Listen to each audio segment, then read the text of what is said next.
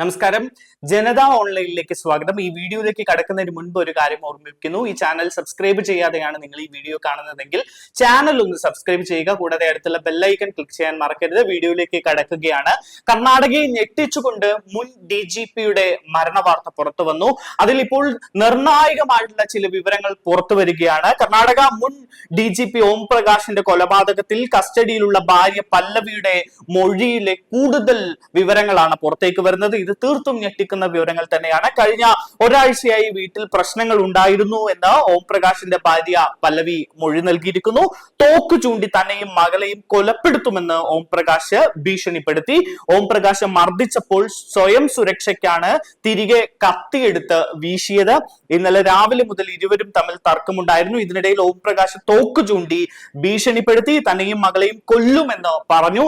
രക്ഷപ്പെടാൻ ഓം പ്രകാശിന്റെ ദേഹത്തേക്ക് മുളകുപൊടി വിതറേണ്ട സാഹചര്യം വന്നു. വെളിച്ചെണ്ണ ഒഴിച്ചു.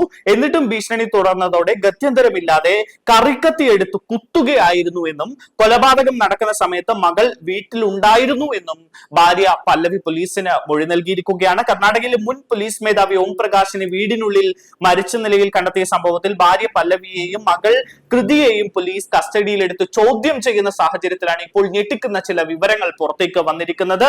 എന്തായാലും ഭാര്യ പല്ലവിയും മകളും ചേർന്നാണ് ഈ കൊലപാതകം നടത്തിയത് എന്ന അനുമാനത്തിലാണ് പോലീസ് ഉള്ളത്.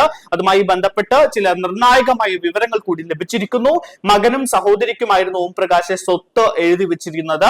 ഇതിന്റെ പേരിൽ വീട്ടിൽ വഴക്ക് പതിവായിരുന്നു എന്നാണ് പോലീസിന് ലഭിച്ച വിവരം. വീട്ടിൽ നിന്ന് ചോര പുരണ്ട 2 കത്തികളും ഒരു കുപ്പിയും പോലീസ് കണ്ടെടുത്തു. കുപ്പി കൊണ്ട് തലയ്ക്ക് അടിക്കുകയും കത്തി കൊണ്ട് കുത്തുകയും ചെയ്തു എന്നാണ് നിഗമനം. ശേഷം പല്ലവി സുഹൃത്തായ മറ്റൊരു IPS ഉദ്യോഗസ്ഥന്റെ ഭാര്യയെ വിളിച്ച് വിവരം അറിയിച്ചു എന്നും പോലീസിന് വിവരം ലഭിച്ചു. ഞാൻ ആ പിശാചിനെ കൊന്നു എന്നാണ് പല്ലവി പറഞ്ഞത് എന്നും സുഹൃത്തിന്റെ മൊഴിയുണ്ട്. ബംഗളൂരുവിലെ സ്വന്തം വീടിനുള്ളിലാണ് കർണാടക മുൻ DGPയെ കൊല്ലപ്പെട്ട നിലയിൽ കണ്ടെത്തിയത്. ഓം പ്രകാശിന്റെ ദേഹത്ത് കുത്തേറ്റ പാടുകൾ ഉണ്ടായിരുന്നു എന്നും മൃതദേഹം രക്തത്തിൽ കുളിച്ച് കിടക്കുന്ന നിലയിലായിരുന്നു എന്നും പോലീസ് പറയുന്നു. 68-കാരനായ ഓം പ്രകാശ് ബീഹാർ സ്വദേശിയാണ്. 1981 ബാച്ച് IPS ഉദ്യോഗസ്ഥനായിരുന്നു ഓം പ്രകാശ്. 2015 മുതൽ 2017 വരെ കർണാടക പോലീസ് മേധാവിയായിരുന്നു ഇദ്ദേഹം.